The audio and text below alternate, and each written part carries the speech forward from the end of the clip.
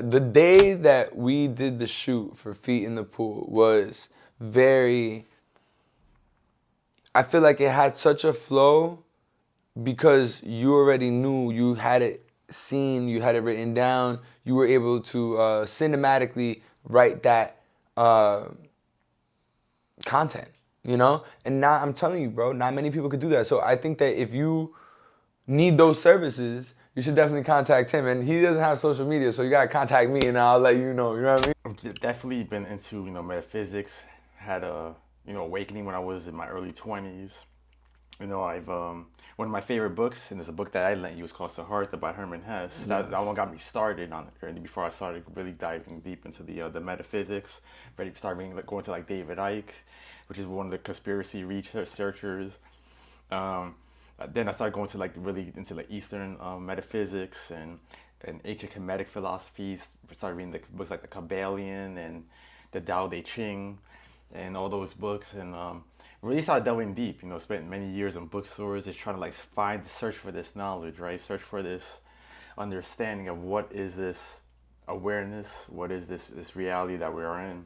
And you're in the state of being or unconditional love, kind of in the state of ahimsa, which is like this. You ever see the hand? Yeah. That hand. That's what it represents. Or I see like one in the back. Right. It kind of represents being and letting things be in itself and allowing the things to flow in and out. Right. Yeah. Like an eternal state of nothingness. Right. Like just darkness. Like a void, nothingness. Right. And just imagine how lonely that would be. Like if you were just in a dark room, just lonely the whole time without experience. But life is that, and it's not. Mm-hmm. That's what's so crazy. You know? So all right, what's this? The awareness, right? That awareness that's perceiving this egoic self in this reality. Well, I believe in God.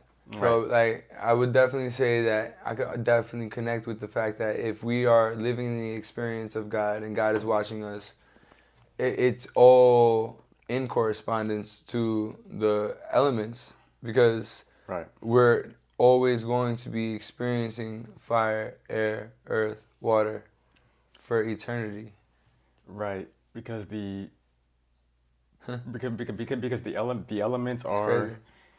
elements are always in the now. Like everything is always in the now. The information field is always in the now. It's the conversation. Yeah. Take your mind different places. Now you know.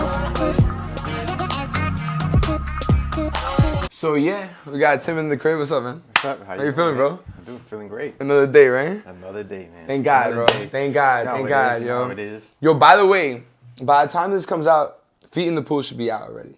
I want to let you guys know, TiM is the mastermind behind the music video, and the way that we created it. It really came from his mind, and that taught me that you have to relinquish certain of your ego and let other people do what they're best at to accomplish a similar goal.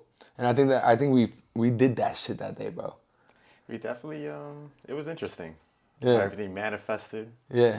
And when you actually create an idea in your mind, and that serves as like the blueprint, and it's kind of like the blueprint, like a map, with like the way the architect sees it. The idea manifests from the mind. It becomes a pattern on paper. Right. And from the pattern on the paper, it actually manifests using the hands into physical form or reality. Well, I'd like to discuss that because I created a little chart here. But before we talk about that, because this is heavy. This is heavy stuff. Right. I still want to stay in the topic of what you did, bro, because this is something that you can do for other people. Right. And I can only imagine what kind of doors that could open for you. You know what I mean? If you can find a way to deliver your message in terms of what you can do for artists or maybe companies, for who, I'm just one person. You know what I'm saying? Right. Imagine if you can use your brain and utilize it for the many functions that other people may lack with their own setup, with their own thing that they're working on. For me, I'm just honest with myself.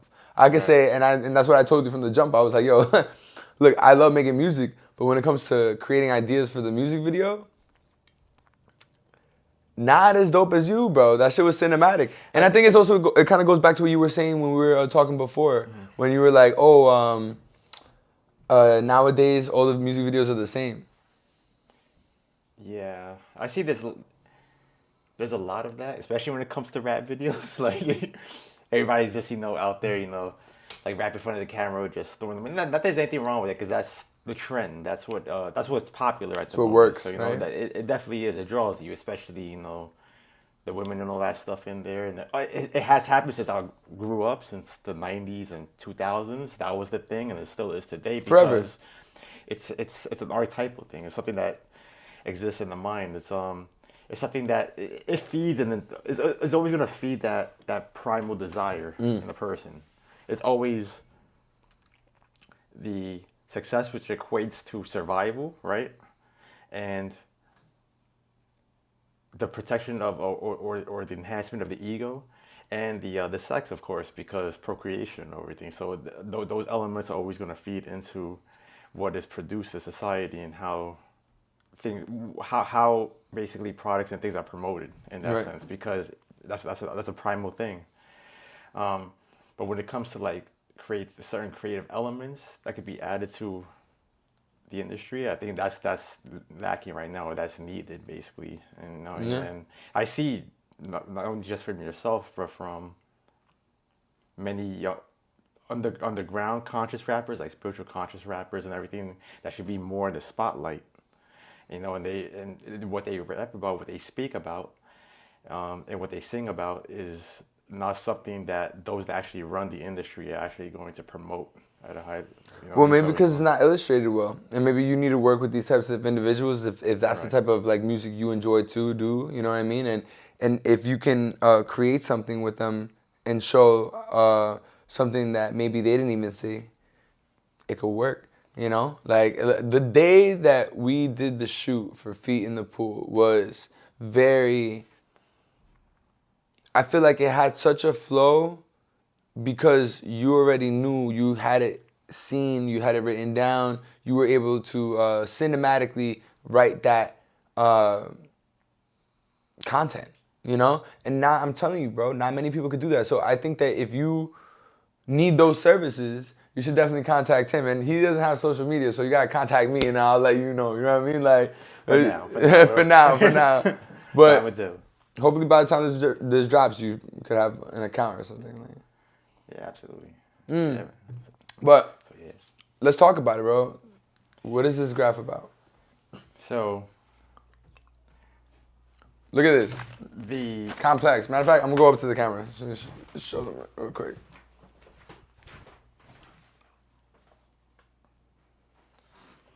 Open it, grill. Better pause it.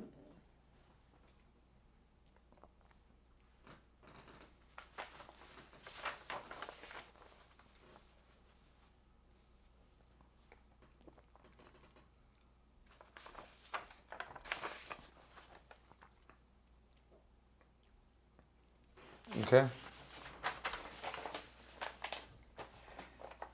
Awesome. So, everybody thinks, man, who the hell is this crazy mother on this camera? Bro, what the hell is that? So this is basically what I've enjoyed for many years, and just giving some context here is I've definitely been into metaphysics. Had a awakening when I was in my early 20s. I've one of my favorite books, and there's a book that I lent you, was called Siddhartha by Herman Hesse. Yes. That one got me started on it before I started really diving deep into the metaphysics. Starting going to like David Icke, which is one of the conspiracy researchers. Then I started going to really into Eastern metaphysics and ancient Kemetic philosophies. Started reading books like the Kabbalion and the Tao Te Ching, and all those books, and really started delving deep. Spent many years in bookstores just trying to search for this knowledge, right? Search for this understanding of what is this awareness, what is this reality that we are in. And through that process, I started learning about correspondences, right? There's a law in the Kabbalion that's called the law of correspondence, or yeah, the law of correspondence, which means like as above, so below. And you begin to tie in, you begin to look at the unifying principles behind everything, right? So you begin to see everything kind of like as a fractal reality. And what I realize is that what they call sacred geometry or a number, there's a certain sequential pattern. Now, arithmetic, which is basically the symbol behind mathematics. You see, in school, we learn about just the left brain aspect of mathematics, which is, hey, what's this number plus this number times this number? So it's based upon quantity rather than quality, right? So Pythagoras, who was an ancient Greek philosopher, he basically came out with arithmetic, or he basically began to unravel the principle and started applying number to reality, right? So he understood that the number, sequential numerical process from 1 to 9, that's the process and sequential pattern and completion of existence. After 9, it goes back to 1 because you have to add the numbers within that framework. So what I did here was, there's an ancient alchemy, a sequential pattern called these are the elements basically, right? The fire, air, water, earth. They could, Plato understood that was a fifth element. They said there's more elements, but if we keep it with Wait, slow it down. Yeah. You're going a little bit too fast. It's good. Yeah. It's a lot, but just slow, please. I got you. Slow it down a little bit. I get a little hyped with it. Yeah, I know you got a little hype. No, but it's good. It's good. Just slow it down a little bit because people are listening. Maybe not everyone's gonna be catching everything. You know what I'm saying? I got you. So the four elements, right? The four elements is fire, air, water, earth. In Platonic solids, there's a fifth element as well, right? That's related to the ether. We could just leave out the fifth right now at this moment and keep it at the 4, because the 4 is representative as the square. Squares matter, right? So squares matter. Right, that should be no, but you get what I mean. Yeah, no. Oh, there. That should be on a shirt. Oh, like you square guy, you square. All right, but yeah, there's an aspect I'll break that down with them later. But we'll keep it at the 4 because there's so many correspondences when it comes to the number 4 and the 4 elements, right? Fire, air, water, earth. So in the Platonic solids, the fire is a tetrahedron, the air is the octahedron, the water is the icosahedron, and the earth is the hexahedron. Right? Can you explain that? Yeah, so it's the triangle and the points. I understand the shapes, right. But why is it that? Why is it that? Because when we look at each of the elements, right, when you look at fire, air, water, earth, they represent, in the level of correspondence, they represent the 4 layers of how everything comes into existence and everything returns back to its source. Okay. So the fire, when you actually look at the elements, and I have more to explain here in terms of how they all relate to each other. Like the fire is the light world and plane, right? So it represents like a spark or an insight or an idea. Okay. Right? I got you, and I don't want to cut you off, but how does it connect with a tetrahedron? The tetrahedron is a square, and the square represents, when you look at the actual zodiac, right? The zodiac actually, when you actually take the shapes of it, and the points are interacting with the particular 12 points. But what zodiac? 12 points. I'm talking about when you take a circle, right? Okay. When you take a circle, right? And this is how I would best explain it, right? When you actually draw a triangle and you connect from like Aries, Leo, and Sagittarius. Okay. Those are the fire elements within that, because it's fire, water, earth, fire, air, water, earth, fire, air, water, earth. Interesting. Okay. This is the way I basically perceive it. Right. I understand. And that's why with that came that shape. This is why you chose that shape? This is why I think it's because you get what I mean. People could view slow down. People could view it differently in terms of people could view it differently in terms of how, like, what corresponds to what. This is just the way I see it based upon how I try to tie it all in together. But I do want to be so I could get back and tie everything back into it. I do want to go through the actual list so I could just make it a little bit more clear because I know this could be confusing as hell for a lot of Well, people. all right, go through the list and then I can ask my questions. Absolutely, absolutely. So in the like theosophy and the esoteric tradition, they discuss like worlds and planes, right? So the fire is corresponded with the light world and plane, the life world and plane is air, form world and plane is water, and physical world and plane is earth. All right, and that's the worlds and planes basically represents the way you look at it is it could represent energy and the states of energy, or it could represent Of life. thought and mind itself, right? And the different states of how a thought comes into being. On the brain is fire is enteric nervous system. Air is the neocortex, which is the rational thinking mind. Water is the limbic brain, emotional. And earth is the reptilian brain, which is the instinct.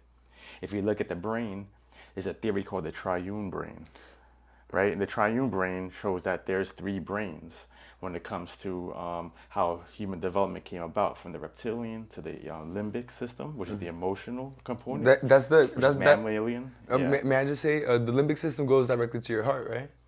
Yeah, that's corresponded with the heart. Right. Like if you actually look at Kisakaru, I have a bar. I have a bar that I said something about the Yeah, limbic yeah, system. but you gotta, it's in us. We know all this, like internally. It's just that I think that the programming keeps us away from this. Well, I neurological searched it up. understanding. Oh, you got it too. You got it too. We got it too. I didn't inherently You know got that it, shit. but you know it too. Yeah, I get you. I get you. That's true. I get what you mean. Right. When you actually look at the Quetzalcoatl, which was just the Aztec god, it was also always represented by a serpent and a bird, and that represents the intellect, the left brain and the right brain, and the head and the heart, and the unity between those, creating the balance basically within man. That's what you call the yin and the yang balance, right? With the neutral point in the middle, right? And you're in the state of being or unconditional love, kind of like in the state of ahimsa, which is like this. You ever see the hand? Yeah. That hand. That's what it represents. Or I see It kinda like represents- one in the back. Right. It kind of represents being and letting things be in itself and allowing the be. things to flow in and out. Right. Yeah. And then you got the in the atoms, the atomic world, the fire is the hydrogen atom. That's the primary atom of existence. The air is the oxygen atom. Water is the nitrogen atoms, because those are the water molecules, and the earth is the carbon atoms. In the biological process, you have atoms, cells, tissues, and organs: fire, air, water, earth. Right? States of matter: liquid, crystalline states. Right? They're saying there's a book called The Fourth State of Matter that shows that there's not just three states of matter, but it's like this liquid crystalline state, which is like a jelly-like state. That's like a kind of like a plasmic state, which is the fourth state of matter. And then you have gas, which is air, liquid, solid. Right? Don't forget your smoothie. Yeah, I'm on that. Smoothie. Trust me, I'm on that. I'm on that. So you also got the fire, the knower, thinker, feeler, doer, and I'll explain that in a moment. And then you got, it goes on and on. You did senses: sight, which is fire; hearing, air; taste, water. Try You're breaking it down, to smell. each time connect it with what it is. Right. So you were here. Right. So you got the in the body, you have the fire, which is the neurological system. Air, respiratory, because it's the air you're breathing. The water is the digestion, because that's where you break down all the food. It becomes like liquid in your body, right? That's where it digests, and it becomes the matter, the fecal matter, and then the earth, which is the reproductive system. Shit. Right, the reproductive, because that's where we produce on there. So there's you could draw so many correlations within these elements and how they relate to the body. Of course, there are more complexities within each of them, but when you break it down as a system and as a whole, then you begin to understand, like, oh, this is what they relate to in these old texts, and why they always corresponded it, like symbols and everything, with these elements.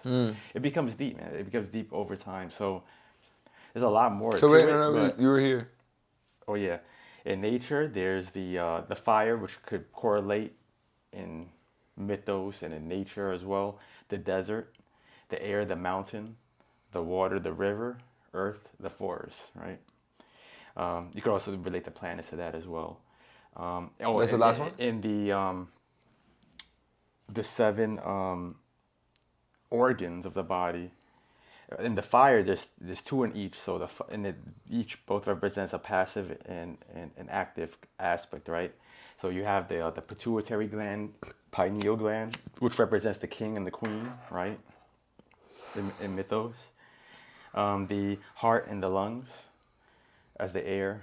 Water are the adrenal glands and the kidneys, and then the earth is the that's the balancing board. Every time you go to the earth represents like where everything is centralized in, because earth is where the experience is, like the school of existence, right? This is where we actually get the experiences right, and within, in order to actually learn and then to grow within that. Right.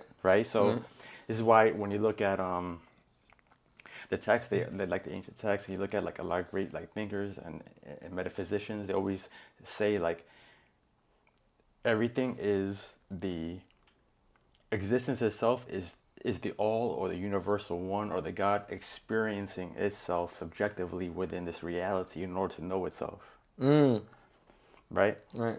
Because you could just picture or imagine like an eternal state of nothingness, right? Like just darkness, like a void, nothingness, right? And just imagine how lonely that would be. Like if you were just in a dark room, just lonely the whole time without experience. But life is that, and it's not. That's what's so crazy. You know. So all right, what's this? What's that? Oh yeah, that's something else that I was contemplating on. By the way, and this is where they're almost getting here. Yeah. So we have dope ass dancers that are about to pull up, and we're gonna do some choreography for Feet in the Pool as well. So I just want to let you guys know that we might get some type of interruption. Now, okay. Now this is where it gets a little deeper. You're like, oh damn, how deep could it get with this guy? No, I'm about to discuss something that is something I've been contemplating for a while now, that I've been really getting deep into for a while. And this has to do with the concept of time, right? And how thought creates time. And I want to just take a few minutes to just explain what I really do mean by that. So I'm pretty sure everybody knows about, or has at least heard about the difference between the conscious mind and the subconscious mind, right? And the conscious mind, according to Bruce Lipton, which is he's popular. He wrote a book called Biology of Belief. He's a neuroscientist. I believe he's a neuroscientist and a psychologist, but he's one of the popular contemporary self-development people. But he actually has degrees in biochemistry and all of that. He actually explains in his book Biology of Belief. It's a powerful book, but he broke down how the conscious mind makes up only 5% of our reality. So what we are conscious of or aware of. Sorry. Yeah. Yo. Yeah, what's up, Donnie? Hey, what's up, man? I just pulled up to the... Yeah, I heard. Yo, go. Are you inside or are you outside? I'm inside. So take the right. You good with dogs, right? Yeah, the All right. door is locked, though. Oh, okay, that's what I'm saying. All right, so you're not really inside. I got you. Here. Oh, Tunja's ready. Look at him, bro. Tunja's like, who the hell? Who's coming in? God, smell it. Okay, now I am. Okay. Yes, sir. And then I'll see you, bro. All right, man. All right. Thank you. No problem. Calm down, Tundra. It's all good. She's ready. She got up quickly. She was like, yeah, but We're gonna be right back. We're gonna take an intermission, right? Tundra's like, damn. And we're back. Yo, so yeah. So the reason why it is impossible for us to be aware of everything in the moment is because the ego would demise. Meaning the ego can only survive based upon his past perceptions of reality. And this is what I mean by that, right? The way that the mind takes in perception or information is through more of the senses. It takes in everything in the moment because everything can only exist in the moment, right? Everything can only exist in the now. And the way that the mind takes in information is through one or more of the senses. The senses serve as like the ambassadors of reality, right? They're kind of like there at the door, like, all right, you could come in, right? So that information is taken through the senses. That information gets filtered in the distorted way through the senses, right? The subconscious mind takes in that data and is like an octopus or a machine taking all that data and filtrating that data based upon its past memory. So it goes to a file cabinet and it pulls it out like, does this relate to this? All right, we'll keep this. This doesn't relate to that. We could discard that, right? And so that based upon that distorted data that's taken in, the conscious mind then takes in that distorted data, takes a snapshot, and that's what a memory is created out of in that moment. So, and then we react to those memories and impressions and thoughts. Right. You know, and then based upon our emotional reaction, that's how we react in reality. But all that happens within a millisecond, within less, when it happens so quick that we are unaware of that process of how it works. So what we are viewing, and this is when you actually really correlate that with the Hindu scriptures of the Maya, that is the Maya. The mind is the Maya because what we are perceiving in our reality isn't the actual reality in itself, but our own perception of reality based upon memories of the past. So would you say that like our connective nature to the experience of it all, right? Like you're saying God is living in the experience of watching itself, right? Yeah. And being in one with itself. Us being a part of that, we naturally have this correspondence. Yeah. So the God is referring to is the awareness, right? That awareness that's perceiving this egoic self in this reality. Well, I believe in God. So, Right. like, I would definitely say that I could definitely connect with the fact that if we are living in the experience of God and God is watching us, it's all in correspondence to the elements because Right. we're always going to be experiencing fire, air, earth, water for eternity. Right. Because the elements It's are crazy. because the elements are always in the now. Like everything is always in the now. The information field is always in the now. Like if there can never be a past or a future. Like we think that there's a past because we have a memory of that past, but even the memory is a distorted representation or representation of what actually happened. Everything in reality is like this. Is like it comes, it rises, it declines, comes, it rises, declines in the moment. But it happens so quickly, and then that process that I just described to you occurs. And the way we process that incoming information. But the way we process that incoming information, if there's a strong emotional charge correlated with that moment, with that situation or that event at that moment.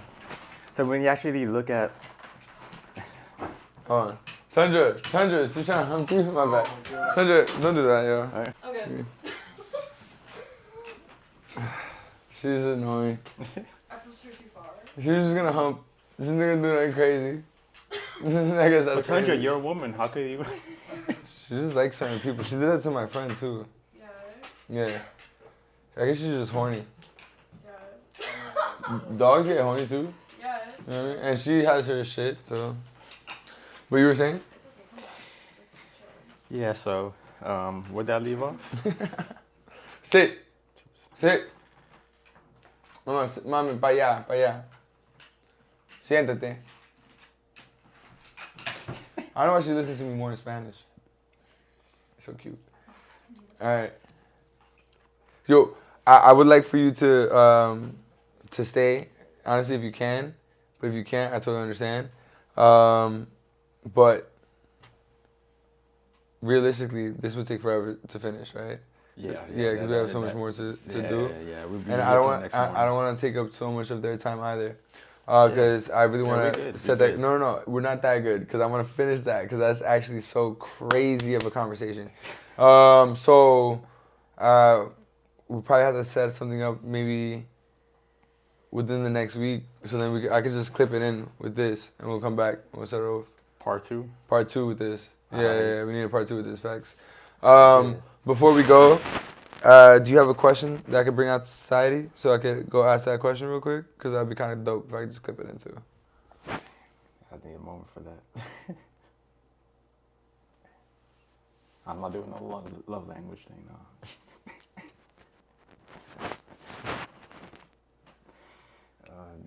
So,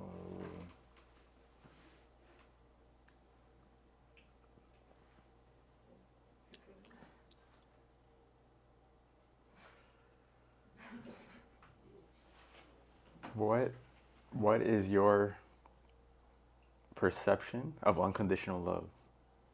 Yeah. Okay. What's your definition of unconditional love? The next Manhattan bound train is now arriving on Wait, hold on, the because express this is too loud. track. Please stand clear. Oh, the fucking train. Is that your train? Fuck, alright. Yo, what's your thing? You're gonna get it, but I want you to answer the question. It's a love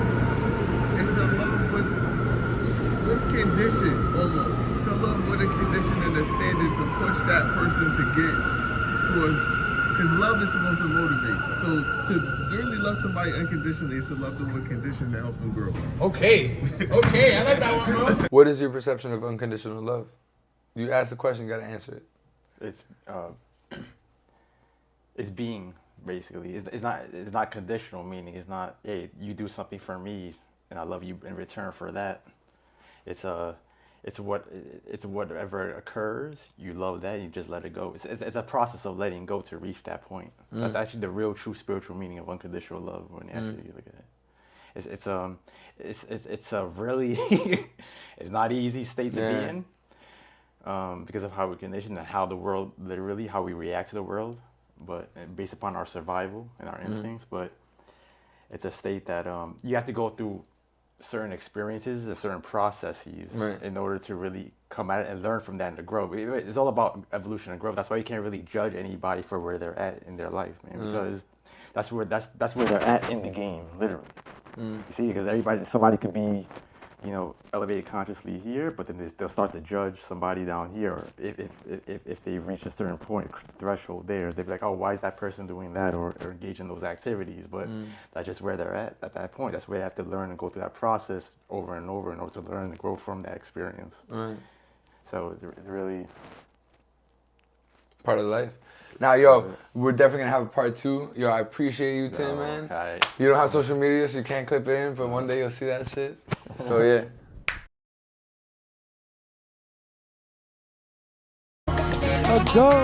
It's the conversation. Yeah. Take your mind different places. Now you know.